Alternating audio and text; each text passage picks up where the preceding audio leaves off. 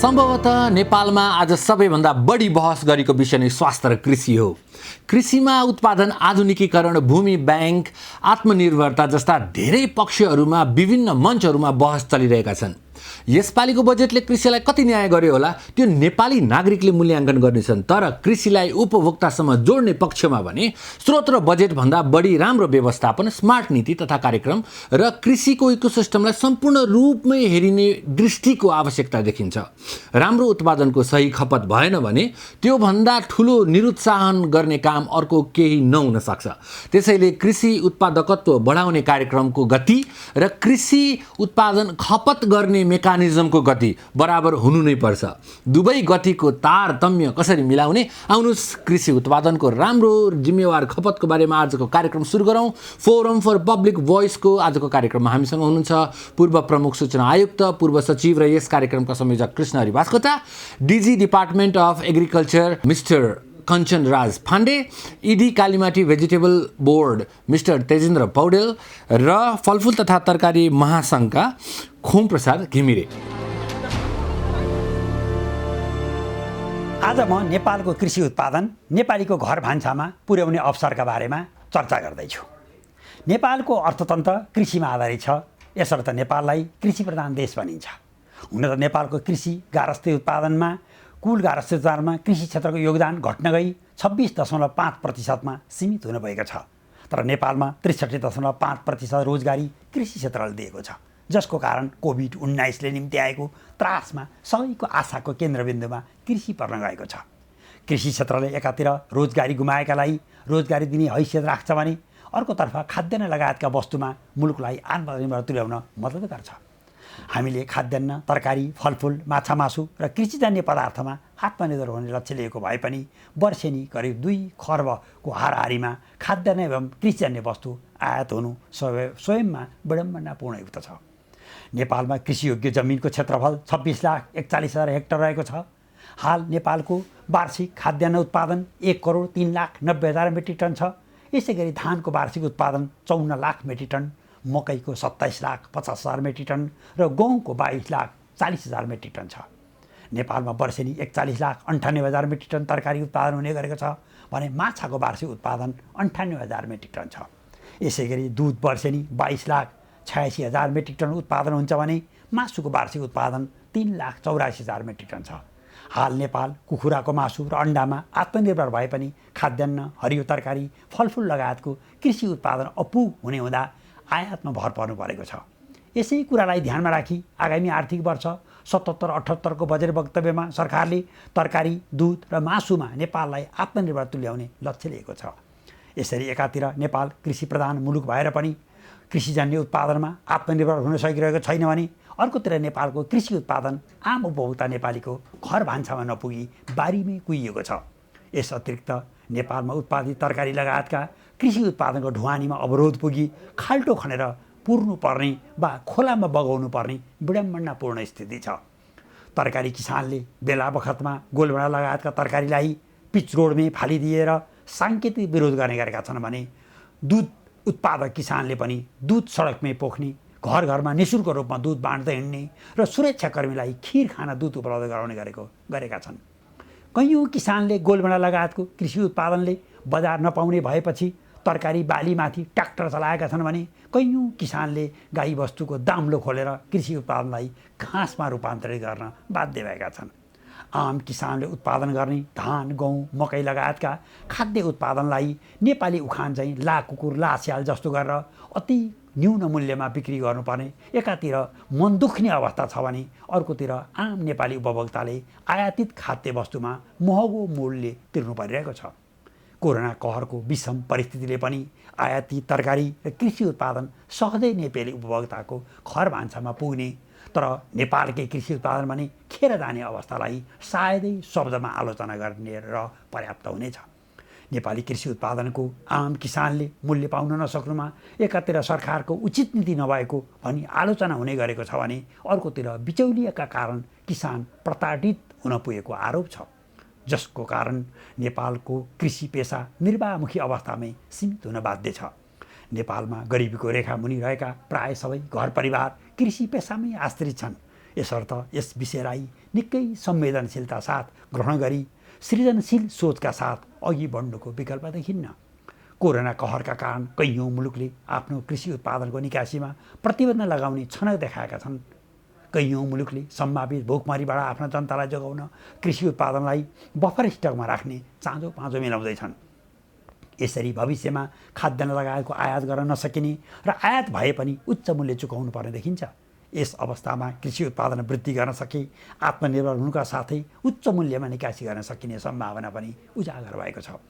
आम किसानलाई आवश्यक पर्ने बिउ, नस्ल, मल, सिँचाइ, विद्युत शक्ति, कृषि उत्पादनको प्रशोधन गर्ने उपकरण र बजारको सुनिश्चितता प्रदान गर्नुपर्छ। कृषि उत्पादनका लागि दिइने ऋणमा 5%भन्दा बढी ब्याज तिर्नु पर्दैन भनिए पनि आम किसान चर्को ब्याज दरमा ऋण लिन बाध्य छन्। कृषि र पशु सेवा प्राविधिकलाई किसानको घर घरमा पुर्याउने भनिए पनि दरबन्दीको अभावमा सम्भव भइरहेको छैन। हाल सङ्घीय सरकारले कृषि र पशु बिमामा 75% प्रिमियम अनुदान दिएको छ, तर यसमा आम किसानको पहुँच पुग्न सकिरहेको छैन। निजी क्षेत्रले किसानमाथि लगानी गर्ने र तिनका उत्पादनमा किसानलाई मुनाफा दिई कृषि उत्पादनमा आधारित कर कारखाना सञ्चालन गर्ने सोच बनाएका छैनन्। खाद्यान्नका गोदाम, तरकारी मण्डी र अन्य कृषि उत्पादनका विक्रेताहरूले पनि किसानलाई सुरुमै बिउ पुँजी दिने र तिनको उत्पादन बिक्री गरी किसानलाई लाभ लागतको आधारमा बचत सुनिश्चित गर्ने सोच अघि सार्न सकिरहेका छैनन्। यी सबै कमी कमजोरी र समन्वयको अभावमा एकातिर किसान दिनौँ गरिबीको दुश्चक्रमा फस्दै गएका छन् भने मुलुकवासी आयातित कृषि उत्पादन उपभोग गर्न बाध्य तुल्याइएका छन्। यस विडम्बनापूर्ण स्थिति कुनै पनि राष्ट्रवादी नेपालीको लागि सह्य हुने कुरै भएन। वास्तवमा खाद्यान्न र खाद्य सम्प्रभुता एउटा सामरिक विषय हो भने बुझ्न ढिला गर्नु हुँदैन, जसको कारण हामी जतिसक्दो छिटो कृषि उत्पादनमा आत्मनिर्भर हुनुपर्छ। यसका लागि कृषि उत्पादन गर्ने जमिनमाथि किसानको स्वामित्व सुनिश्चित गर्नुपर्छ। भिरालो, खाल्टो, डाँडो नमिलेको जमिनका साथै कृषि उत्पादनको लागि अयोग्य जमिनमा मात्रै घर, उद्योग, कल कारखाना, स्कुल, अस्पताल, विद्युत गृह, सामुदायिक भवन, बजार क्षेत्र लगायतको भौतिक संरचना निर्माण गरी खेतीयोग्य जमिनलाई प्लटिङ गर्न रोक्नुपर्छ। मुलुकमा विद्यमान करिब 10 लाख हेक्टर बाँझो जमिन किसानलाई उब्जनी गर्न दिनुपर्छ। नेपालको कृषि उत्पादनलाई अर्ग्यानिक उत्पादनमा रूपान्तरित गर्ने उचित मौका पनि यही हो।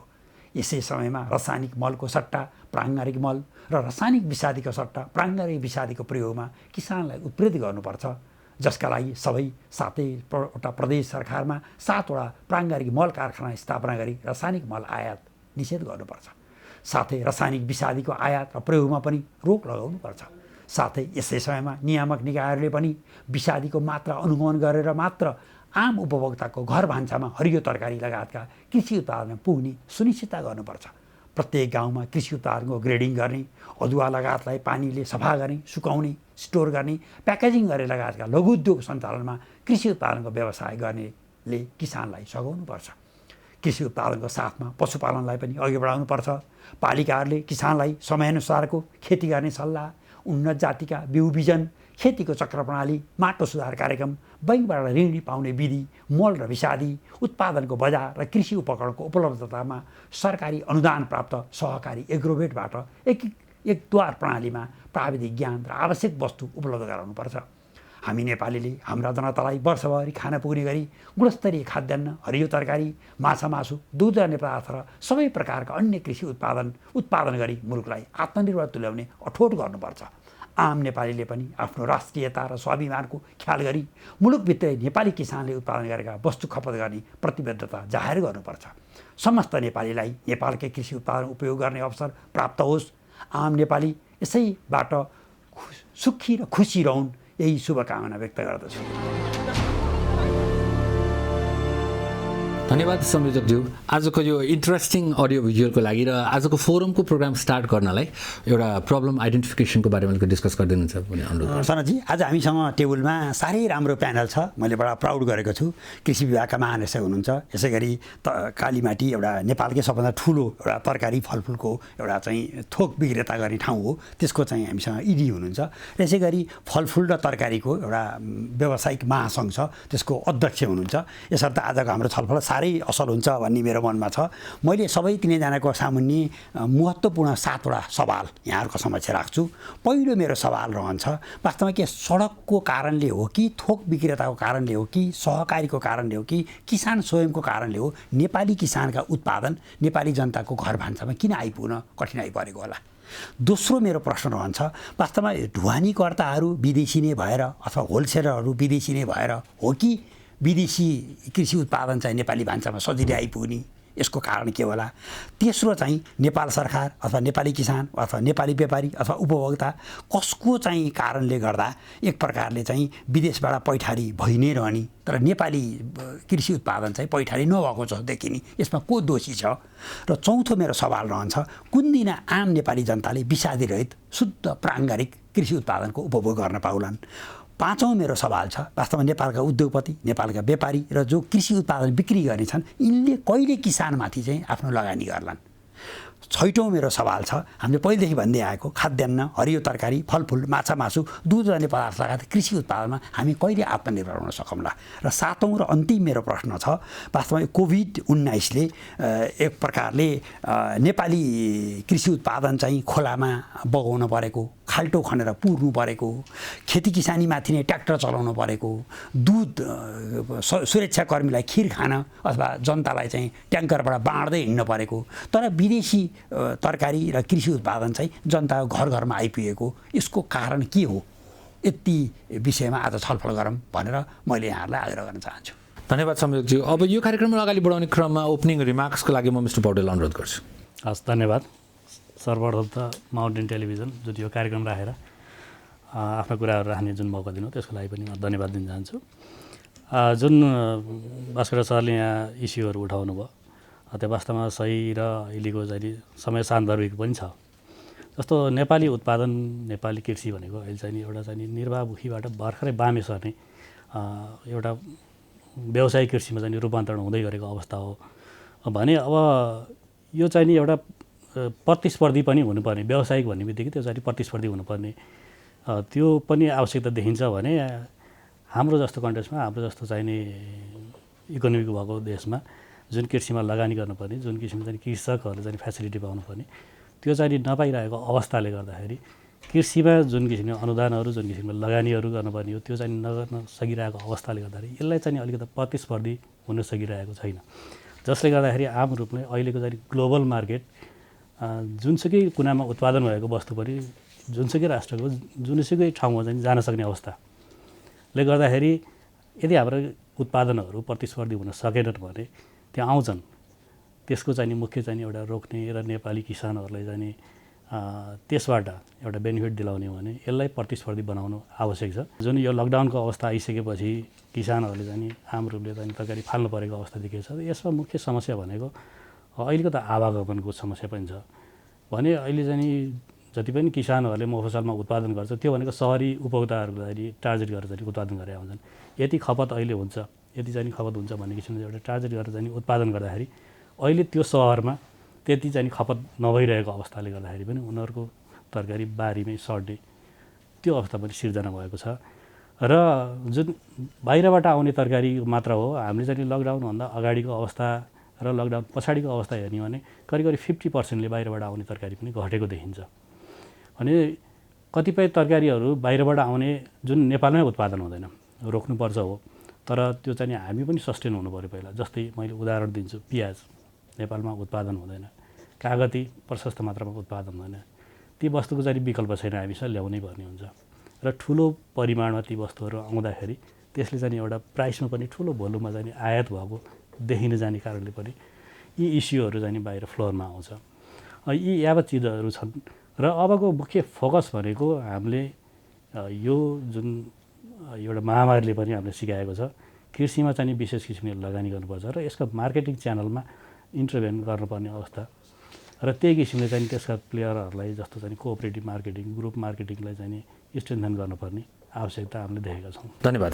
अब म मिस्टर पाण्डेलाई अनुरोध गर्छु। हस्, धन्यवाद। मुख्य कुरा त हामी नेपालमा हाम्रो कृषि भनेको साना किसानमा आधारित कृषिले बहुल्यता पाएको कृषि छ। हामीले विगतदेखि नै हाम्रो प्रोग्रामहरू सानो किसानमा यो प्रोग्रामै मोबिलाइज गऱ्यौँ र सानो किसानमा सानो उत्पादन जोडेर धेरै हुने अहिले भर्खर तेजेन्द्र सरले पनि भन्नुभयो हाम्रो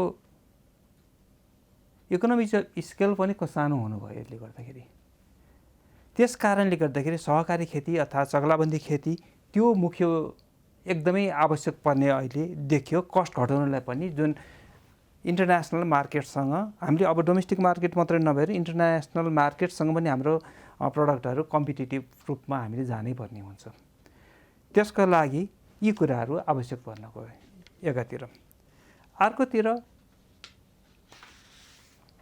कम्पिटिसनमा आउने भन्ने बित्तिकै यसको प्रडक्सन कस्ट घटाउनु पर्ने हुन्छ अब सानो मात्रामा उत्पादन गरेको कुराहरूलाई यसै पनि कस्ट बढ्दा पर्छ त्यसकारण अहिले पनि मैले भने चक्लाबन्दी आदिका कुराहरू त्यसको साथसाथै सब्सिडी हाम्रो अति नै आवश्यक पर्ने हुन्छ किनभने हामीले जहाँबाट अहिले नेपालभित्र छिरिरहेको छ त्यहाँ हेभी सब्सिडी छ संसारको कुनै पनि मुलुकमा चाइना भनौँ अथवा अमेरिका भनौँ युरोप भनौँ अथवा इन्डिया भनौँ हेभी सब्सिडीमा उनीहरूको उत्पादन हुन्छ हाम्रो चाहिँ नि सब्सिडीको क्रम चाहिँ हामीले राम्रोसँग अगाडि बढाउन विभिन्न कारणले गर्दाखेरि चाहँदै पनि चाहिने मात्रामा सकिरहेको अवस्था छैन दोस्रो कम्पिटिसनमा अहिले हुनको लागि तेस्रो कुरो कृषि भनेको आफूमा मात्रै सीमित छैन यसको चारैतिर लिङ्केजहरू छ ट्रान्सपोर्टसँग लिङ्केज छ अरू यसको त्योसँग इन्भल्भ हुने मिडलम्यान भनौँ ट्रेडरसँग इन्भल्भ छ यसका कोल्ड चेनका कुराहरू छन् सफासँग ताजै रूपमा ल्याउन सकिने कुराहरू छन् यो कुराहरू भयो त्यसै गरेर नीतिगत कुराहरू भयो एउटा पालिकाले उत्पादन गरेको अर्को ठाउँमा लिएर जाँदाखेरि अहिले ट्याक्सहरूको कुरा आइरहेछ हरेक हिसाबले हाम्रो चाहिँ कम्पिटिसनमा चाहिँ नि हामीले तुरुन्तैकै फाइदा मात्रै हेरिरहेछौँ यसले इकोनोमीमा दिने फाइदालाई चाहिँ कम हेरिरहेछौँ मुख्य कुरो धन्यवाद अब म मिस्टर घिमिरेलाई अनुरोध गर्छु ओपनिङ रिमार्क्सको लागि धन्यवाद अहिले तत्कालको अवस्थामा यो विषम परिस्थितिमा कोभिड-19ले गरेका यो अवस्था यो समस्याको अवस्थामा पनि यो अत्यावश्यकीय वस्तु एउटा किसानको उत्पादन नेपाली किसानहरूको उत्पादनलाई पनि हेरेर आम उपभोक्तालाई पनि हेरेर अत्यावश्यकीय वस्तुलाई सुचारू गर्नेतर्फ यसमा नेपाल सरकारको समेत अब अनुरोध भनौँ अथवा अत्यावश्यक वस्तु सुचारू गर्नेतर्फ हामी सिङ्गो व्यवसायीहरूको ध्यान गएको छ देशैभरका बजारहरू अथवा किसानका उत्पादनलाई उपभोक्तासम्म पुर्याउनेतर्फ हाम्रो विशेष रूपमा चासो अहिलेको तत्कालको चाहिँ त्यो चासो चाहिँ हामीले त्यसतर्फ हामी सबैजना अग्रसर भएका छौँ यसको लागि आंशिक रूपमा बजार सुचारू गरेर होस् अथवा देशभरि रहेका बजारहरू कहीँ बन्दै भए तापनि किसानको उत्पादनलाई कसरी उपभोक्तासम्म पुर्याउन सकिन्छ सहरसम्म पुर्याउन सकिन्छ भन्ने कुरा ती व्यवसायी र किसानसँग लिङ्केज गरेर हामीले त्यो काम अहिले यो लकडाउन सुरु भए पश्चात हामीले त्यो नियमित गरिरहेका छौँ र अर्को विशेष कुराहरू जस्तो किसानको उत्पादनलाई सिधै कसरी उपभोक्ताकोमा पुर्याउने लगायत अनि दोस्रो मुलुकबाट हाम्रो मुलुकमा निर्वाधुरमा सामानहरू आउने हामीले चाहिँ पठाउन नसक्ने अवस्था लगायतका महत्त्वपूर्ण सवालहरू र बजेटले समेट्नुपर्ने कुराहरू धेरै कुराहरू यहाँ उठाउनु भएका छन् त्यसतर्फ हामी पनि एउटा जिम्मेदार एउटा व्यावसायिक क्षेत्र भएको कारणले महत्त्वपूर्ण स्टेक होल्डर भएको कारणले गर्दा हामीले पनि हाम्रो जिम्मेदारी र जवाफदेही हामीले वहन गर्नै पर्छ यसतर्फ विगतमा पनि यी सवालहरू उठ्दै आएका हुन् जस्तो किसानले मूल्य नपाउने किसानको खेतबारीमा चाहिँ उत्पादनहरू जोत्नुपर्ने ट्र्याक्टर लगाउनु पर्ने अवस्था र उपभोक्ताले महँगो परेको अवस्था भन्ने आएकै हो विगतमा पनि आएको हो किसानले न्यूनतम मूल्य लागतै मूल्य समेत नपाउने यो अहिले मात्रै होइन पहिला पनि आएको सवालहरू हो यो आउनका पछाडि धेरै रिजनहरू छन् धेरै फ्याक्टरहरू छन् धेरै कारणहरू चाहिँ छन् यो हामीले पटक हामीले पनि भन्दै आएका हौँ यता कता यहाँ कहीँ कतै बजारको कारणले चाहिँ यो भएको हो व्यवसायको कारणले यो भएको हो भन्नेतर्फ बढी चाहिँ अग्रसर भएको पाइन्छ देखिन्छ त्यसतर्फ अबको सन्दर्भमा अब हामी व्यवसायीले पनि किसानलाई दोष दिने अथवा गभर्मेन्टलाई दोष दिने अथवा कुनै निकायलाई दोष दिने अथवा किसानले व्यवसायलाई दोष दिएर भन्दा पनि यसमा आवश्यक सम्बन्धित अब किसानले के गर्ने हामी व्यवसायीले के गर्ने अब गभर्मेन्टले कस्तो रुलहरू गर्ने के गर्ने भन्ने कुरा हामीले एउटा चाहिँ एकदम तथ्यगत रूपमा चाहिँ आफ्नो जिम्मेदारी र जवाफदेही हामीले वहन गर्नै पर्छ यस क्रममा किसानले व्यावसायिक रूपमा चाहिँ उत्पादनहरू गर्नु पर्यो आफ्नो उत्पादनलाई ग्रेडिङ प्याकेजिङ गरेर स्ट्यान्डर्ड गरेर क्वालिटी स्ट्यान्डर्ड गरेर चाहिँ बजारहरूमा चाहिँ पठाउनु पर्यो सिधा बजार व्यवसायीहरूसँग सम्पर्क गर्नु पर्यो हरेक बजारकामा देशैभरका बजारहरूको चाहिँ हामीले सिधा सम्पर्क सूचनाहरू चाहिँ हामीले स्थापित गरेका छौँ। देशैभरका व्यवसायहरूको फोन नम्बरहरू हामीले उहाँहरू एभाइलेबल गरेका छौँ। सिधा किसानले बजारमा सम्पर्क गर्ने, सिधा उत्पादन बजारमा पठाउने, मूल्यहरूको सूचना, आवश्यक सूचनाहरू जानकारी लिने, त्यो गर्नु पर्यो भने हामी व्यवसायहरूले पनि अहिलेको समयमा अन्य अन्तर्राष्ट्रिय राष्ट्रिय मापदण्डहरूलाई पनि पालना गर्दै यसको क्वालिटी स्ट्यान्डर्डहरूदेखि लिएर प्रतिस्पर्धात्मक क्षमताहरू आफ्नो प्रदर्शन गरेर हामीले हाम्रा चाहिँ आन्तरिक उत्पादनलाई पनि बजारीकरण गर्ने र दोस्रो तेस्रो मुलुकलाई पनि यहाँको आपूर्ति व्यवस्थापन गर्ने गराउनुतर्फ हाम्रो ध्यान जानु जरुरी छ र हामीले त्यसतर्फ नै केन्द्रित छौँ। मिस्टर पौडेल, तपाईँले एग्रो प्रोडक्ट्सहरूको मार्केटिङको कुरा गर्नुभयो। हामीले नेपालमा एग्रिकल्चर प्रोडक्टहरूको मार्केटिङलाई चाहिँ कसरी बुझ्छौँ? यसलाई बेच्ने नै हिसाबले बुझ्छौँ कि रियल मार्केटिङवाला मार्केटिङ बुझ्छौँ? र त्यसमा चाहिँ के कस्ता इनिसिएटिभहरू अहिले भइरहेका छन् जस्तो यहाँलाई लाग्छ? जेनरली अहिले जति पनि किसानहरूले उत्पादन गरेका छन् त्यो चाहिँ नि खालि चाहिँ अब उत्पादन गर्ने, लएर बेच्ने, इन्कम गर्ने, त्यो किसिमको मात्रै छ। ट्रेड भइरहेछ, मार्केट भएको छैन। लङ टर्म किसिमको चाहिँ त्यो भिजन छैन। सबभन्दा यहाँ कस्तो किसिमको आउनुपर्छ भने प्रडक्सन गर्ने, त्यसको चाहिँ नि कलेक्सन गर्ने, त्यसको प्रोसेसिङ गर्ने, ब्रान्डिङ गर्ने, मार्केटमा लिएर जाने, मार्केट आउटलेटहरू, त्यो किसिमले चाहिँ त्यो होल प्रोसेसमा हामी कहाँनिर स्ट्यान्ड हुन्छौँ? त हामी त एकदम प्रिमिटिभ स्टेजमै छौँ, सुरुमै छौँ होइन। केही त्यस्तो किसिमको चाहिँ नि केही चाहिँ नि एकाध त्यो आउन खोजेको देखिन्छ होइन, आइसकेको अवस्था छैन राम्रोसँग। तर नाफा पनि छैन, दुःख पनि छ भने किसानहरूले कोअपरेटिभ मोडलमा लाग्ने अथवा स्वतस्फूर्त हिसाबले, जस्तै हामीले विदेशमा देख्न सकिन्छ नि त, एउटा किसानहरूको छुट्टै आफूले कम्युनिटी बनाउने, यो ठाउँमा हामी योभन्दा बढी उत्पादन, यो चिजभन्दा बाहेक उत्पादन नगर्ने भनेर जुन त्यो चिजहरू चाहिँ नि अथवा चक्लाबन्दीको कुराहरू भयो, यो त प्रोएक्टिभली पनि हुनसक्छ नि, सबै चिजलाई राज्यलाई नै कुरेर बस्नुपर्छ र सक्छ त्यो किसानहरूले। त्यो तर किन भइरहेको छैन कि why it is not being mobilised? खोइ त्यो अब हामीले पनि बुझ्न सकिरहेको छौँ। जस्तो कोअपरेटिभहरू, कृषिमा कोअपरेटिभहरू आएका छन्, नआएका होइनन् होइन। तर त्यो केमा मात्रै सीमित छन् भने बचत सङ्कलन गर्ने र ऋण लगानी गर्ने होइन, मार्केटिङमा तिनीहरू आउन सकिरहेका छन्। वास्तवमा चाहिँ कोअपरेटिभले त्यो चाहिँ रोल प्ले गर्नुपर्ने हो, त्यो रोल प्ले गरिरहेको चाहिँ देखिँदैन। मिस्टर बास्कोटा, यहाँले चाहिँ नि गभर्मेन्टमा बसेर बजेटको रिसोर्सहरू अलोकेसन गर्दाखेरि डेफिनेटली यो चिजहरूको म्यापिङ, कन्टेक्स्ट म्यापिङ गर्नुभएको थियो होला। मैले के बुझ्न खोजेको भनेदेखि हाम्रो कृषक दाजुभाइहरूलाई अहिले उत्पादकत्व बढाउने भन्दा पनि बढी अथवा मार्केट गर्ने भन्दा पनि बढी अहिलेको प्राइमरी निड भनेको त पार्टनरसिप कसरी गर्ने भन्ने कुराको हामीले चाहिँ स्किल दिनुपर्ने हो कि क्या हो? त्यही भएर हामीले चाहिँ नि 20 वर्षे एग्रिकल्चर पर्सपेक्टिभ प्लान र अहिले 20 वर्षे एडिएस एग्रिकल्चर डेभलपमेन्ट स्ट्राटेजीमा चाहिँ हामीले कृषकको पाठशाला, हामीले चाहिँ नि किसानहरूलाई चाहिँ कसरी काम गर्न सकिन्छ भनेर आइपिएम विधिद्वारा उनीहरूलाई काम गराउने, किसान आफैले चाहिँ सानो प्रयोगशाला बनाएर माटोको परीक्षण गरेर शत्रुजीव र मित्रजीव पत्यान गरेर। तर ती कार्यक्रमहरू आज कहाँ छन् होला मिस्टर बास्कोटा? किनभने यो चिजहरूको एक्जिक्युसन चाहिँ नि हामीले यो सर्टन प्लान्समा त्यो प्रेजेन्ट छ भनेर ह्याप्पी भइराख्यौँ, तर यसको एक्जिक्युसन कहाँनिर छ त? वास्तवमा यस्तो हो, यसमा सबभन्दा मूल जडो कुरो के भने अहिले हाम्रा साथीहरूले भन्नुभयो, मोटामोटी भनाइ ठिकै छ, म पनि अर्थ सचिव भएँ, वाणिज्यमा बसेँ, वास्तवमा हामी WTO को सदस्य भयौँ, यो त प्रतिस्पर्धी बजारमा जाने भन्छौँ। तर पनि कृषि उत्पादन चाहिँ यस्तो चिज हो, त्यसलाई चाहिँ विदेशको उत्पादन हाम्रो नेपालभित्र रोक्नको निमित्त हामीले क्वारेन्टाइनको मिटर लिन सक्छौँ, हामीले विषादीको भन्सानाकामा परीक्षण गर्न सक्छौँ। यदि चाहिँ उहाँले हाइली सब्सिडाइज छ भने त्यसलाई एन्टी डम्पिङको ल लाउन सक्छौँ, काउन्टर भेलिङ ड्युटी लाउन सक्छन्, सेनिटरी र फाइटो सेनिटरीका चाहिँ सिस्टमहरू छन्। वास्तवमा आम नेपाली चाहिँ स्वाभिमानी र आम नेपालीमा राष्ट्रियताको भावना, हामीले स्कुलको पाठ्यक्रममा कृषिको विषय राखेर आफ्नो नेपालभित्रको उत्पादन हामीले कन्ज्युम्सन गर्न सक्ने तहमा नेपाली जनतालाई पनि पुर्याउनै पर्छ। डेफिनेटली। मिस्टर पाण्डे, म फेरि यही प्रश्नमा यहाँ भेटामा आएर ठोकिएँ। यो जस्तै अहिले अब यो ट्यारिफका अथवा हामीले रेस्ट्रिक्ट गर्ने कुराहरू आफ्नो ठाउँमा छन्, तिनीहरूले डेफिनेटली किसानहरूलाई प्रमोट गर्छन्, तर हाम्रो किसानहरू प्रोएक्टिभली पार्टनरसिप गरेर आफै एउटा हुन्छ नि अर्ग्यानिक ग्रोथमा चाहिँ किन लागिरहेको छैनन्? किन स्टेटले अथवा इन्टरभेन्सन नै कुरेर किन बसिरहेछन्? एउटा पोलिसी लागू हुन्छ, अलिकति अगाडि अब यो चाहिँ बढ्यो होला भन्ने हुन्छ, फेरि ठ्याक्कै एउटा हडल आउँछ, फेरि अब त लिन्छ होला भन्यो, अलिकति हडल आउँछ। त्यो हडलको बिचमा फेरि पोलिसी पनि कहीँ स्लाइडली डेबेट हुँदै गइरहेको हुन्छ। एउटैले कन्सिस्टेन्ट भएर अगाडि बढ्न सकेको एउटा अवस्था छैन। हामी सधैँ इन्कन्सिस्टेन्ट एन्ड फायर फाइटिङ मोडमा छौँ।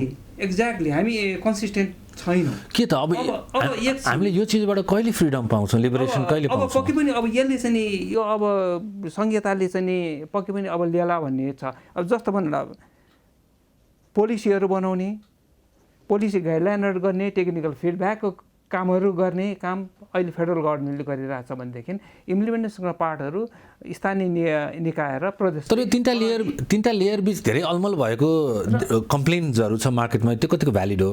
सुरुको अवस्थामा थियो, कोभिडले त्यसलाई नजिक ल्याइदिएको छ, इन्टिग्रेसनलाई झन् मजबुत बनाइदिएको छ। तर तिनटाको आफ्नै एक नासको वर्किङ क्यापासिटी छैन। मुनिपट्टिकोमा विशेष ध्यान दिनुपर्ने छ, ग्रासरुटमा बढ्ता ध्यान दिनुपर्ने छ भनेदेखि जहाँ कामै गर्ने ठाउँमा त्यहाँ चाहिँ अलिकति भ्याकुम जस्तो छ र अहिलेको बजेटले पनि केही न केही त्यसलाई एड्रेस गर्न खोजेको छ। धन्यवाद। अब मिस्टर घिमिरे, म यहाँलाई के सोध्न चाहन्छु भने इम्पोर्टेड सामान बेच्दा अलिकति गिल्टी फिल हुन्छ? होइन, अवश्य पनि यो हामीले उठाउँदै आएको सवाल हो। हामीले इम्पोर्टेड गर्नु हाम्रो जस्तो मुलुकमा एउटा कृषिको मुलुकमा यति साना किसानदेखि लिएर अब व्यावसायिक उन्मुख हुनुपर्ने स्थानमा हामीले अझ बढी इम्पोर्ट हुँदै गएको छ। यो दुःखद कुरा हो। यसलाई रोक्नको लागि जस्तो यहाँले उठाउनु भएको सवालमा आएको छ इस्यु, महत्त्वपूर्ण इस्युहरू चाहिँ छ। व्यावसायिक रूपमा हामी आफैले पनि, हामी व्यवसायीहरूले पनि फार्म हाउसहरू बनाउने, व्यावसायिक चाहिँ खेतीहरू चाहिँ सुरु गर्ने, त्यसपछि किसानहरूलाई प्रमोट गर्नको लागि लगानीहरू पनि गर्ने, किसानहरूलाई चाहिँ लार्ज स्केलमा चाहिँ उत्पादन गर्न लगाउने, अनि किसानहरूलाई हामी व्यवसायीहरूको तर्फबाट दिन सक्ने सेवा सुविधा लगानीहरूको प्रमोट गर्ने, त्यो काम हामीले गर्न सक्छौँ, गर्नुपर्छ। त्यसैले एउटा प्रश्नको अनेस्ट उत्तर पाउन, हाम्रा व्यवसायीहरू किसान र कृषकहरूसँग कतिको क्लोजली जोडिएका छन्? यो चाहिँ एकदमै अहिले यहाँले जस्तो दुईवटा कोणबाट उठेको छ। एउटा मार्केटमा चाहिँ मार्केटको कारणले प्राइस नपाएको हो, मैले अघि नै उठाएँ नि, एउटा यो इस्यु आइरहेको छ। अर्को कुरा यहाँले ज्वलन्त रूपमा अब के इस्युहरू छन्, जस्तो उखुको किसानले पैसै नपाउने, वर्षौँसम्म पनि नपाउने लगायतका दुःखद कुराहरू चाहिँ छन्। तर फलफुल तरकारीको सवालमा मैले दाबीका साथ भन्छु, एकाध काहीँ कतै यो मूल्य भुक्तानीको कुराहरू लगायतका कुराहरूमा केही कमी हुन सक्ला, तर त्यो हामीले देशभरकै व्यवसायलाई सचेत पनि गराएका छौँ, जिम्मेदारी पनि बनाएका छौँ, जवाफदेही पनि बनाएका छौँ। आवश्यक बिल बिजक मूल्य सूचनाहरू, मूल्यका प्राइसहरू चाहिँ आफ्नो स्टलमा राख्नको लागि त्यो पनि अग्रसर चाहिँ गराएका छौँ र विदेशी उत्पादनलाई सकेसम्म कम गर्ने, हाम्रै उत्पादनलाई प्रोत्साहन गर्ने। यहाँहरू त मार्केटमा हुनुहुन्छ नि, उपभोक्ताहरू त यहाँहरू भेटामा आउँछन् नि त। अनि किन चाहिँ नि यो दुईजना बिचको जुन सम्बन्धलाई एउटा प्लेटफर्म दिनुपर्ने हो? यहाँ चाहिँ नि नेपालमै उत्पादन हुने आरू नासपातीलाई किन अगाडि बढाउन सक्नुहुन्न? यसलाई किन ब्रान्ड गर्न सक्नुहुन्न? यहाँनिर चाहिँ तपाईँहरूको जिम्मेवारी बोध खोइ त? एकदमै। यो म जस्तो हाम्रो नेपाली स्याउले हाम्रो मागलाई 10% पनि धान्न सक्दैन। 10% अहिलेको सवालमा त्यति ठुलो परिणाम हामीले स्याउ चाहिँ भारत र चीनबाट ल्याउनुपर्छ। तर हामीले स्याउको सट्टा नासपाती खाउँ, नासपाती सुरु गरौँ भन्ने अहिलेसम्म केही गर्नु भएको छ त्यो खाले कार्यक्रम? उदाहरणको लागि हाम्रो केराको मुख्य उत्पादन क्षेत्र भनेको चितवन, कैलाली, सुनसरी, मोरङ, त्यहाँको किसानहरूलाई चितवनको उत्पादन, त्यहाँको चाहिँ उत्पादन हुनेजेलसम्म, चितवनको केराको उत्पादनले पुग्नेजेलसम्म त्यहाँको व्यवसायीहरूले दोस्रो तेस्रो मुलुकबाट केरा मगाउनुहुन्न। लिखित रूपमा त्यहाँ चाहिँ सम्झौता हामीले गराएका चाहिँ छौँ। र त्यसै गरी कैलालीको केरा अनि पूर्व मोरङ सुनसरीको केराहरू उत्पादन हुँदाखेरिसम्म त्यो केराहरूलाई जुन प्रभाव पर्ने गरेर त्यसलाई समस्या हुने गरेर हामीले दोस्रो तेस्रो मुलुकबाट नल्याउनको लागि हामीले व्यवसायीहरूले भनेका छौँ। र यहाँ त हाम्रो बाध्यता चाहिँ के हो त भन्दाखेरि जस्तो स्याउ हामीले 10% भन्दा हाम्रो मुलुकले पुग्दैन, बाँकी त 90% हामीले आयात गर्नै पर्छ। केही वस्तुहरू हाम्रो त्यो यहाँ नहुने उत्पादनहरूलाई चाहिँ उत्पादन गराउनको लागि विशेष जोड पहल हाम्रो तर्फबाट, सरकारको तर्फबाट किसान स्वयंले त्यो चाहिँ गर्नै पर्छ। त्यो नभएको अवस्था हो। र यहाँ चाहिँ तर व्यवसायीहरूले आत्मनिर्भरताको लागि गर्न सक्ने क्रान्ति ठुलो शब्द होला, तर एउटा परिवर्तन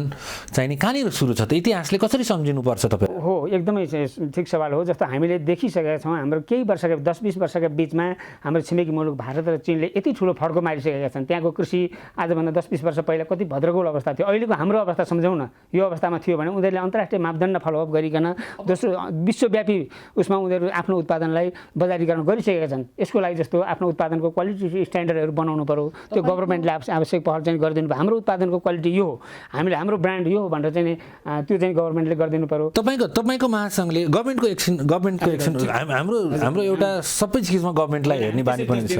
तपाईँ एउटा महासङ्घको नेतृत्व गरेर बस्नुभएको छ।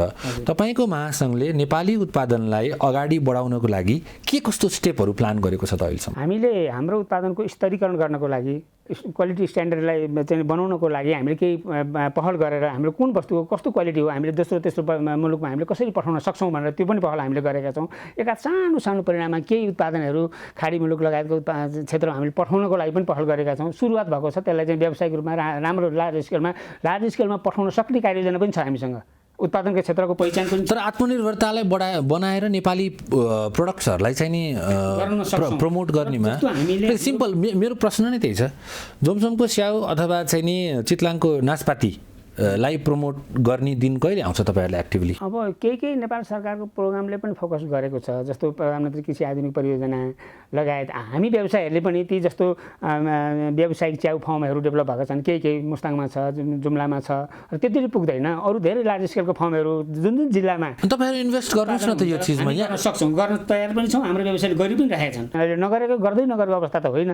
उत्पादन अब जस्तो केही वस्तुहरू जस्तो सरले उठाउनु भयो, प्याजको कुरा छ, कागतीको कुरा छ, अफ सिजन भेजिटेबल्सहरू पनि छ है। अफ सिजन भेजिटेबल हाम्रो चाहिँ यो हाइटेक प्रविधि नभएको कारणले गर्दाखेरि अफ सिजन भेजिटेबल्सहरू चाहिने मात्रामा हाम्रो हुँदैन। दोस्रो तेस्रो मुलुकबाट ठुलो परिणाम आउँछ।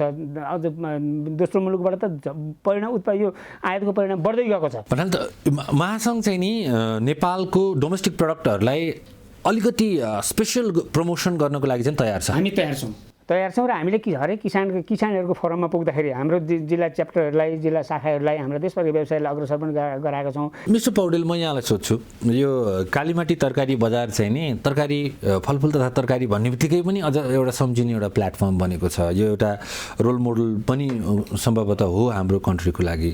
यहाँहरूले के चाहिँ नि गर्नुभएको छ अहिलेसम्म, जसले यो अहिलेको हाम्रो अहिलेका जुन मुद्दा छन् नि, अथवा उत्पादन बढ्ने, उत्पादनको गति चाहिँ नि 100 किलोमिटर पर आवरमा जाने, तर कन्जम्सन र प्रमोसनको गति चाहिँ नि 50 किलोमिटर पर आवरमा जाने हो भनेदेखि त्यसले ठुलो एक्सिडेन्ट निम्ति आउँछ नि त हाम्रो देशमा।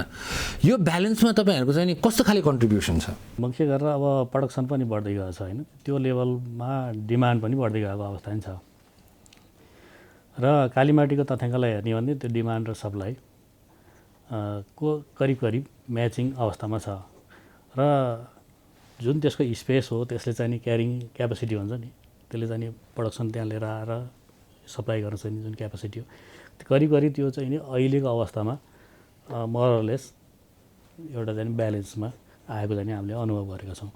र अब यसको चाहिँ के छ भने स्तरीकरण गर्ने, जुन किसिमले चाहिँ तरकारीहरू आउँछन्, कृषि उत्पादनहरू आउँछन्, त्यो जुन अवस्थामा आउँछ त्यसको चाहिँ स्तरीकरण गर्नु। तर तपाईँहरूले आफैलाई पनि डेभलप कतिको गर्न सक्नु भएको छ? जस्तै मैले एउटा इन्टरप्सन गरेँ, 10 वर्ष अगाडिको कालीमाटी तरकारी बजार र आजको कालीमाटी तरकारी बजारमा के डिफ्रेन्स छ? अभियसली त्यहाँ डिफ्रेन्स छ। तपाईँ 4 वर्ष, आजभन्दा 4 वर्ष मात्रै अगाडि जानुभएको भए र अहिले हेर्नुभएको भए धेरै नै डिफ्रेन्स के छ? फन्डामेन्टल डिफ्रेन्सेसहरू भनिदिनुहोस् त एकचोटि, सो द्याट सबै तरकारी बजारहरूलाई एउटा इन्सपिरेसन मिलोस्। जहाँको त्यहाँ सप्लाई चेन हो त्यसलाई चाहिँ हामीले सहज बनाएका छौँ अझ होइन। र अर्को कुरो त्यसको चाहिँ जुन गुणस्तरमा सुधार आउनुपर्ने हो, जुन त्यसको सरसफाइदेखि लिएर त्यसको व्यापक सञ्चालनमा, त्यसमा चाहिँ हामीले व्यापक चाहिँ नि सुधार गरेका छौँ। तर कबलहरूको बिक्री चाहिँ नि डबल प्राइस तेबर प्राइसमा के गर्न सक्नु भएको छ त्यो चिजहरूमा? त्यो आउला होइन आउला। त्यसमा चाहिँ समस्या के छ, अब यहाँ अहिले उहाँले नि भन्नुभयो कतिपय कुराहरू, कबलहरू चाहिँ नि लिने, स्टलहरू लिने र कतिपय व्यवसायहरूले चाहिँ आफूले नगरिकन अर्कोलाई चाहिँ नि दिने, त्यो छ। त्यो देखिसकेपछि हामीले त्यसको अनुगमन पनि गऱ्यौँ, कारबाहीको प्रक्रिया पनि अगाडि बढायौँ।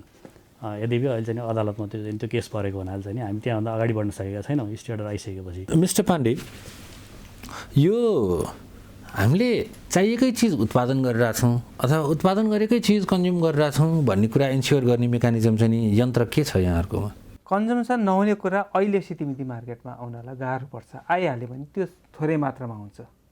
र अहिले अर्गनाइजेसन यति हिसाबले बढेर गइरहेछ नेपालभरि नै, त्यसले गर्दाखेरि यो गाउँ र सहरको बिचमा एउटा लिङ्केज पनि राम्रो वातावरण क्रिएट भएको छ। सहरको पैसा गाउँमा जाने पनि एउटा वातावरण राम्रो अवस्था क्रिएट भएर गएको छ। अहिले पनि कुरा भयो मिडल म्यानहरूको, यसलाई पक्कै पनि हामीले इन्टिग्रेसनमा जानुपर्ने हुन्छ। यो मार्केटिङ च्यानलमा बिचको प्रोसेसहरूलाई, भ्यालु एडिसनको प्रोसेसहरूलाई इन्टिग्रेसन गरेर अझै क्वालिटी बनाउनु पर्ने एउटा च्यालेन्ज छ हाम्रो। अर्को कुरा अहिले पनि यहाँ कुरा उठेको थियो, सेफको कुराहरू आयो, सेफ भेजिटेबलको। हामीले देशको 7वटा तरकारी बजारहरूमा सेफ भेजिटेबल र फलफुलहरू उपभोक्ता सामु पुगोस् भनेर नै हामीले ऱ्यापिड यो टेस्टको पेस्टिसाइड रेसिड्यु टेस्टको कार्यक्रम पनि अगाडि बढायौँ र अहिले त्यो नाकालाई पनि त्यसले एड्रेस गरिरहेको छ। जुन टिभीको अहिले भास्कुडाज्यूले यहाँ भन्नुभएको थियो, त्यसले पनि धेरै हदसम्म त्यसले मद्दत पुगेर एटलिस्ट केही विषादीहरूको परिणाममा हामीले त्यसलाई कन्ट्रोल गरेर हाम्रो विभाग चाहिँ नि त्यो भ्याल्यु चेनमा कतिको क्लियर छ from raw material sourcing of the farmers to the end consumer or disposition total value चेनमा यहाँहरू कतिको छर्लङ्ग हुनुहुन्छ त्यसमा अथवा अलिकति धमिलै छ त्यो पिक्चर यहाँ एकजना दुईजना अथवा एउटा अर्गनाइजेसन अर्को अर्गनाइजेसन मात्रै क्लियर भएर नहुने रहेछ होल सिस्टम नै क्लियर हुनुपर्ने रहेछ किनभने कृषि आफूमा मात्रै सीमित छैन यसको चारैतिर अहिले पनि मैले भने सबैले यसलाई हेल्प नगरिकन यो आफूमा मात्रै आइसोलेसनमा जान सक्दैन मिस्टर बास्कोटा हामीले चाहिँ नि गोलबेडाको केचप बनाउने भन्ने कहानी सुनेको करिब मैले आफूले चाहिँ नि एउटा कन्सियस समातिदेखिको आजसम्म सुन्दै आएको छु तर अझै पनि हामी कहाँ चाहिँ नि इम्पोर्टेड भनौँ न म्यागी लगायत विभिन्न ब्रान्डका उहरू डिपार्टमेन्ट स्टोरमा टन्न देख्न पाइन्छन् र मलाई ट्रस्ट अनेस्टली सोध्नुहुन्छ भने 3टा चाहिँ नि नेपाली 5वटा चाहिँ नि नेपाली यो केचपहरूको ब्रान्ड भन्दाखेरि एक्चुअली मेरो दिमागमा टप अफ द माइन्ड ब्रान्डमा ती ब्रान्ड अझै पनि आउँदैनन् हामी कहाँनिर पछि परिरहेछौँ र दोस्रो चिज के हो भने जब हामी साना किसानबाट चाहिँ इकोनोमिक स्किममा जाने प्याराडाइम सिफ्ट गर्नको लागि त धेरै लामो समय लाग्छ जस्तो लाग्छ मलाई त्यतिन्जेलसम्म चाहिँ नि हाम्रा साना किसानहरूले ग्रेडिङ अनि त्यसपछि प्रोसेसिङहरूमा किन इन्ट्रेस्ट राखेका छैनन् सधैँ किन खालि मैले गोलीबाट चाहिँ नि गाडी भनेर नै कम्प्लेन गरेर बस्छन् यसको एकमात्र कुरो छाङ्ग छ अहिले हाम्रो विद्युत चाहिँ किन निकासी हुन सकेका छैन नेपालमै लोड सेडिङ हुन्छ विद्युत के निकासी हुनु जब मुलुक आत्मनिर्भरै छैन 2 खर्बको कृषि उत्पादन नै आयात भइरहेछ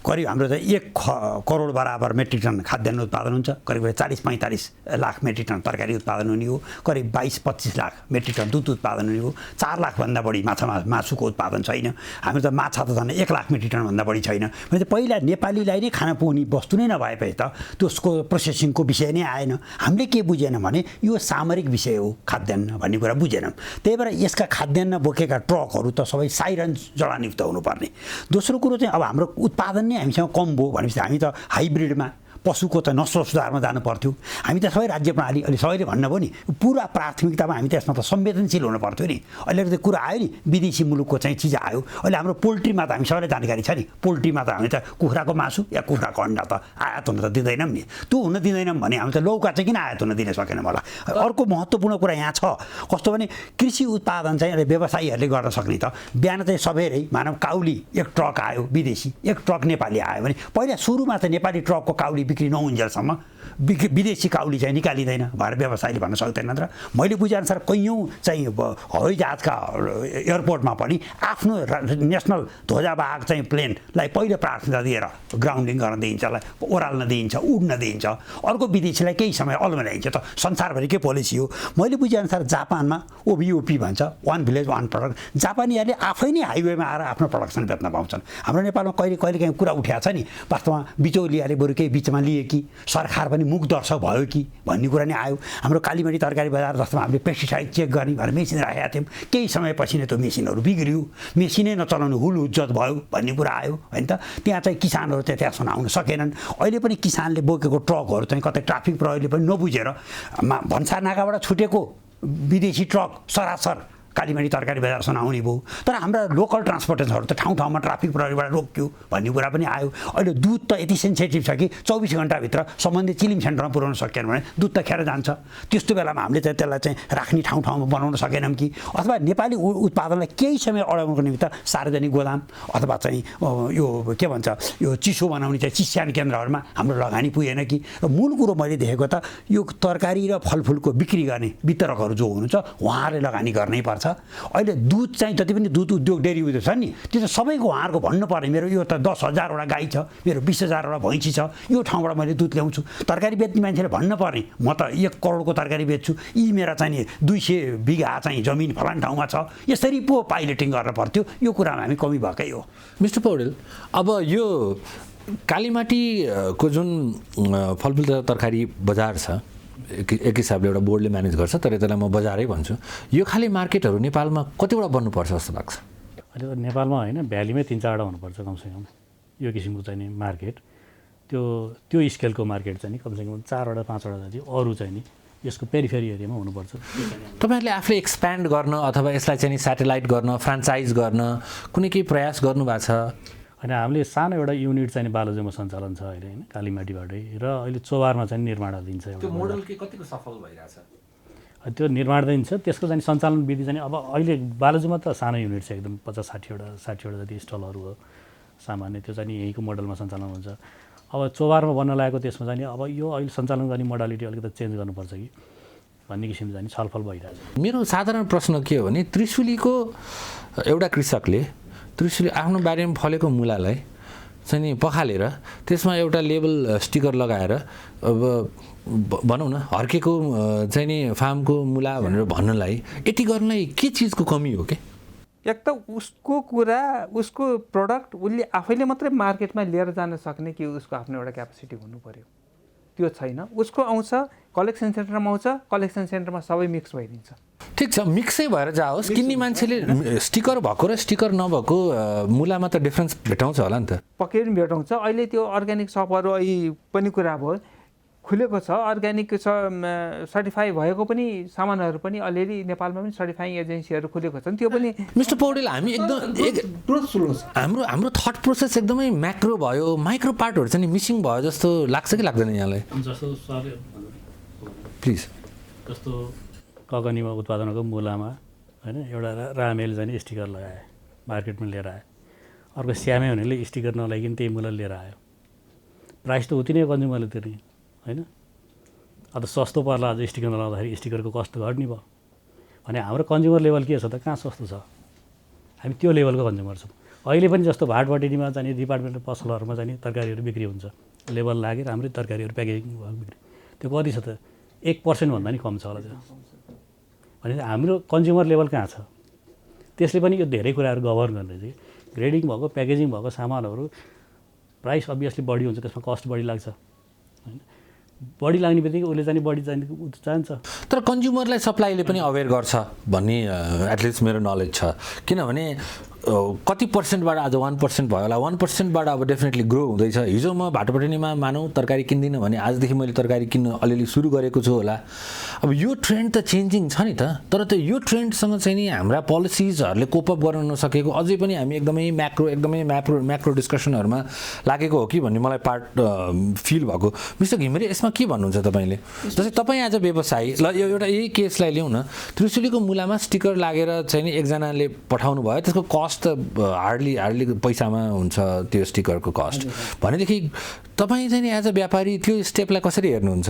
एकदम त्यो कस्टको म्यानेज गर्न स्वयं किसान पनि तयार हुन्छन्, व्यवसाय पनि हुन्छन्, उपभोक्ता पनि हुन्छन्। यहाँनिर सवाल छ कि जस्तो हाम्रो यो लसको प्रोसेसहरू कति धेरै लस हुन्छ।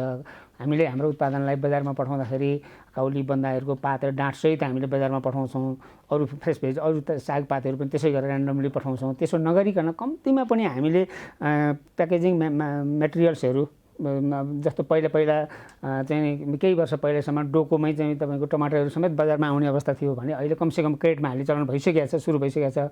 अन्य वस्तुहरूलाई पनि क्रेटमा चाहिँ ग्रेडिङ गरेर प्याकेजिङ गरेर पठाउने सिस्टम सुरु भइसकेको छ। त्यसलाई एउटा पोलिसीगत तहमै जस्तो हामीले सबै फ्रेस भेजिटेबल चाहिँ एउटा क्रेटमै कुन वस्तुलाई कुन क्रेटमा अथवा बाक्सामा अथवा केमा हाल्न उपयुक्त हुन्छ नि, ल यसरी चाहिँ मार्केटमा पठाउने भन्ने एउटा केही न केही व्यवस्थापन भयो भने, नीतिगत तहमा भयो भनेदेखि हामीले हाम्रो उत्पादन सबै चाहिँ अनिवार्य क्रेटमा मात्रै हालेर मार्केटमा पठाउने व्यवस्था गरौँ न। जस्तो यो श्रीलङ्कामा त्यो व्यवस्था छ अरे, अब हामीले आफै पुगेर प्रत्यक्ष देख्न पाएको त होइन। सबै फ्रेस भेजिटेबल ग्रेडिङ गरेर प्याकेजिङ गरेर अनिवार्य क्रेटमा मात्रै बजारमा पठाउन सक्ने त्यो पठाउनु पर्ने प्रोभिजन छ अरे श्रीलङ्कामा। भने हामीले त्यो मात्रै गर्न सक्यौँ भने अहिलेको लसेजहरू धेरै हदसम्म लस पनि। मिस्टर बास्कोटा, यी साना चिजहरू त त्यति एक्सपेन्सिभ र स्रोत डिमान्ड गर्ने पनि चिज होइनन्, यी त म्याक्सिमम बिहेभियर चेन्ज कम्युनिकेसनका कुरा हुन्। हामी कतै ठुला कुरा, ठुला आयोजना, ठुला पोलिसीहरूको बिचमा माइक्रो चिजहरूमा मिस गरिरहेछौँ कि? वास्तवमा सही कुरा भन्नुभयो, तपाईँले एकदम सही कुरा भने हो। यसमा केही पनि छैन। अहिले तपाईँले सोध्नु भएको थियो कालीमाटीको एक्सटेन्सन रूप कतिवटा चाहिन्छ होला, मलाई सोध्नुहुन्छ भने प्रत्येक एउटा वडामा एउटा हाट बजार चाहिन्छ, ताकि किसानले आफ्नो त तुरुन्तै चाहिँ उत्पादन चाहिँ बिक्री गरेर त्यसबाट नगद प्राप्त गर्न सक्ने एक मात्र विधि बजारै हो। दोस्रो चाहिँ हाम्रो कानुनमा प्रष्ट हुनुपर्छ। खाद्य चिजहरू, खाने तरकारी, हरियो तरकारी लगायतका कसैले नष्ट गरेमा त्यसलाई कडाभन्दा कडा दण्डको जरिवाना हुनुपर्छ। यो मान्छेले खाने चिज नष्ट गर्न पाइँदैन। तेस्रो र महत्त्वपूर्ण चिज चाहिँ अहिले हाम्रो महासङ्घको अध्यक्षले भन्नुभयो, मेरो जानकारी अनुसार किसानले चाहिँ उत्पादन भइसकेपछि उसले त्यो खन्दाखेरि हार्भेस्ट गर्दाखेरि बजारमा ल्याउँदा सबै गर्दा करिब 40% चाहिँ लसेस हुने चाहिँ नेपालमा एउटा अध्ययनले चाहिँ देखाएको छ। यसले गर्दा म त के भन्छु, तपाईँले सही कुरो भन्नुभएको थियो, हामीले यो चाहिँ हस्तकलामा चाहिँ दिएका छौँ। साना साना हस्तकला छन्। मानव चाहिँ यो कसैले चाहिँ नि घन्टी बनाउने 100-100वटा घन्टी बनाउनुहुन्छ, अथवा टोपी 100-100वटा बनाउनुहुन्छ, थैली 100-100वटा बनाउनुहुन्छ भने एक ठाउँमा ल्याएर 50 लाख पुगेपछि त्यसलाई ब्रान्डिङ गर्न पाइन्छ। त्यस कारणले अहिले चाहिँ महासङ्घले तरकारी बजारमा आइसकेपछि नेपालभरिबाट आएका अदुवालाई पुरै धोई पखाली सारा बनाएर त्यसलाई सुठो बनाएर यो चाहिँ महासङ्घको ब्रान्डमा उसले चाहिँ त्यसलाई बिक्री गर्न सक्छ। यसै गरी मुला चाहिँ संसार नेपालभरिबाट आउँछ, त्यसलाई पुरै चाहिँ आधुनिक धारा पानीबाट त्यसलाई सफा गरेर त्यसलाई सेनिटाइज गरेर के हो त्यसलाई पनि विषाणु रहित बनाएर त्यो मुलालाई चाहिँ प्याकेजिङ गरेर प्याकेजिङ पनि 1 किलोको 2 किलोको त्यो पनि फेरि ऱ्याकमा राख्न मिल्ने भाटबडी लगायतका सुपरमार्केटका ऱ्याक कति इन्चीका छन्, कति लम्बाइ चौडाइका चाहिन्छ, त्यो पाउनु त्यसलाई कटिङ गर्नुपर्छ। तरकारीहरू पनि काट्न मिल्छ, रेसिपी हुन्छ, कुनमा के मिल्छ, आलु र मुलाको प्रोपोर्सन कति हुन्छ, परोर र आलु कति हाल्नुपर्छ, परोरमा गोलभेडा कति हाल्नुपर्छ, त्यो त अहिले विश्वव्यापी रूपमा पाइन्छ। त्यो समेत गरिदिएर कटिङ गरेको चाहिँ चिज बिक्न सक्यो भने यसको भ्यालु एडिसन हुन्छ।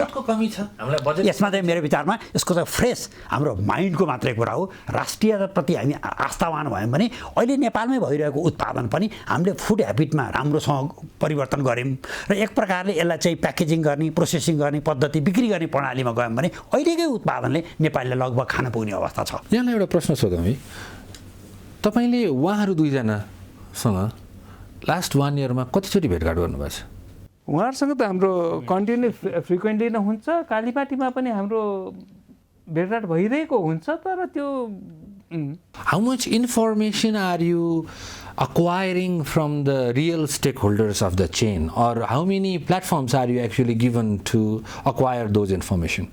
हामीले फ्रिक्वेन्टली हामीलाई चाहिने अब आवश्यक जहिले जहिले पर्छ हामी कन्ट्याक्टमा भइरहेको हुन्छ, हामीले भेटिरहेको हुन्छ र इन्फर्मेसन हामीले लिइरहेको हुन्छ। तपाईँ गभर्मेन्टसँग राम्ररी कनेक्टेड हुनुहुन्छ, त्यसमा सन्तुष्ट हुनुहुन्छ? मिस्टर घिमिरे, यो कोभिड-19 को महामारीले बजारमा के कस्तो इम्प्याक्ट परेको छ र उपभोक्ताहरूको बिहेभियरमा के कस्ता चेन्जहरू भएका छन् र हामीले टेलिभिजन हेरिरहनु भएको उत्पादकहरूलाई अथवा उपभोक्ताहरूलाई चाहिँ नि यो महामारी रिलेटेड के कस्तो कुरा यसरी गर्नुपर्छ है भनेर भन्न चाहनुहुन्छ? एकदमै यो कोभिड-19 को महामारीले एकदमै इम्प्याक्ट परेको छ, उत्पादन क्षेत्रमा पनि परेको छ, बजारमा पनि परेको छ र उपभोक्ता लेभलमा पनि परेको छ। जस्तो हामीले मैले अघि नै भने अत्यावश्यकीय वस्तु यो एकदमै हाम्रो जवाफदेहिता जिम्मेदारी पनि कुरा हो। यसलाई अत्यावश्यकीय सेवाको रूपमा सुचारू गर्नुपर्छ, त्यो हामीले गऱ्यौँ पनि। त्यो लकडाउन सुरु भएकै दिनदेखि एकदमै जिम्मेवारीपूर्वक एकदम गम्भीरताका साथ देशभरिका व्यवसायीलाई यसतर्फ अग्रसर गराएर सेवा सुचारू गर्नुपर्छ। किसानको उत्पादनलाई हरेक बजारमा पनि पुर्याउँ अथवा उपभोक्ताकोमा पुर्याउँ भनेर हामीले डेलिभरी सिस्टमको कुराहरू पनि गरायौँ, देशभरिका व्यवसायीलाई चाहिँ अग्रसर गरायौँ। त्यसपछि तेस्रो मुलुकबाट अलिकति जोखिमको पनि कारण भयो, हाम्रो किसानको चाहिँ हितलाई पनि हेरेर हामीले दोस्रो मुलुकबाट तपाईँहरू सामान नमगाउनुहोस् भनेर हामीले एकदम प्रेसरकै रूपमा पनि भन्यौँ। हाम्रा व्यवसायहरूलाई प्रेसरकै रूपमा पनि भनौँ। जस्तो हाम्रो विडम्बना के छ भने हामीले फलफुल तरकारीलाई मात्रै चाहिँ रोक्ने, प्रतिबन्ध लगाउने भन्दा पनि अब हाम्रो बाध्यता पनि हो। हामीले चाहिँ फ्युल, यो औषधिजन्य वस्तुहरू, खाद्यान्नहरू त हामीले ल्याउनुपर्छ। त्यो अत्यावश्यकीय वस्तुको नाउँमा हामीले चाहिँ तेस्रो मुलुकबाट बाध्यात्मक रूपमा केही यहाँ नहुने वस्तुहरूलाई आयात गर्नुपर्ने अवस्था हो। र हामीले अहिलेको यो विषम परिस्थितिमा पनि अब एउटा जस्तो भारतबाट बढी सामान आउने हो, त्यहाँ चाहिँ सङ्क्रमण बढ्दैछ, फैलिँदैछ, त्यसले गर्दा जोखिम पनि हुन्छ। सङ्क्रमण चाहिँ जोखिमको कारणले पनि त्यहाँ अहिले यो समयमा चाहिँ तपाईँहरू नमगाउनुहोस् भनेर लगभग नेपाली व्यवसायहरूले चाहिँ 70% भनौँ, 99% व्यवसायहरूले मगाउनु भएन, अहिले पनि ल्याइरहनु भएको छैन, दोस्रो मुलुकबाट सामान मगाउनु भएको छैन। केही अब भारतीय मुलकै व्यवसायहरूको पनि प्रतिनिधित्व छ, हरेक बजारहरूमा छ।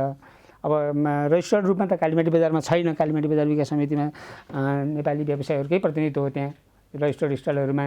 कालीमाटी बजारमा पनि हदैसम्मको सुधारको प्रयासहरू भएको छ, नभएको होइन सत्य। मैले अघि नै भने साँगुरो छ, संरचनाहरू पुरानै चाहिँ छन्, त्यसलाई आधुनिक बजार बनाउनु जरुरी छ।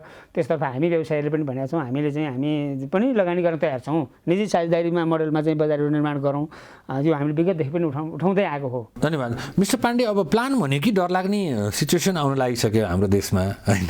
अब प्लानिङ हुँदैछ भने चाहिँ अब नहुने काम हुन लागेको छ भनेर त्यो एउटा डर जस्तो छ। होइन मैले I really appreciate that you are designing. Master plan नभइकन केही चिज सुरु नै हुँदैन। यो मास्टर प्लान अन्तर्गतको पहिलो प्रोजेक्ट चाहिँ नि कहिले हामीले यो देशमा देख्न उद्घाटन गर्न पाउँछौँ होला? अब हामीले त्यो अहिले तयार पनि गरिरहेछौँ र टेन्टेटिभली रफली टाइमलाइन भनिदिनुहोस् न। अब अहिलेदेखि नै सुरु भइसकेको छ। जस्तो यहाँको बजारहरूमा पनि काम अगाडि बढिरहेको छ। यो काठमाडौँ भ्यालीमै पनि यो साँखुहरूको सेक्टरमा, देशको अरू ठाउँहरूमा पनि मैले ठ्याक्कै यो ठाउँको नाम त अहिले म यहाँ लिएर छैन, त्यहाँ पालिकाहरूसँग रेगुलरली इन्टरेक्सन गरेर उनीहरूले जग्गा उपलब्ध गराइदिने, त्यो उनीहरूले त्यो क्यारी अन गरिदिने, यताबाट सप्लाई गरिदिने, उनीहरूले त्यसलाई टेकअप गर्ने, त्यो काम चाहिँ नि हाम्रो कम्युनिकेसनमा हाई एकदमै यही वर्षभित्र नै धेरै न्यू मार्केटहरू चाहिँ नि हामीले अब्जर्भ गर्न सुरु हस्। हामी कार्यक्रमको करिब करिब अन्त्यतिर आइपुगेको छौँ। म संयोजकज्यूलाई आजको कार्यक्रमलाई अलिकति कन्क्लुड गर्न अनुरोध गर्छु र हामी त्यसपछि सन्देशको सिरिजमा लाग्छौँ। आज सनतजी साह्रै नै लाइभ डिस्कसन भयो, सबैजनाको मत एकै ठाउँमा नै आइपुग्यो र मूलतः मैले 7वटा सुझावहरू नेपाल सरकारलाई दिने जमर्को गरेँ। पहिलो मेरो सुझावमा चाहिँ नि नेपाली किसानले उत्पादन गरेको नेपालको कृषि उत्पादनको आम नेपाली जनताले उपभोग गर्नको निमित्त ढुवानीमा अथवा गुणस्तर नियन्त्रणमा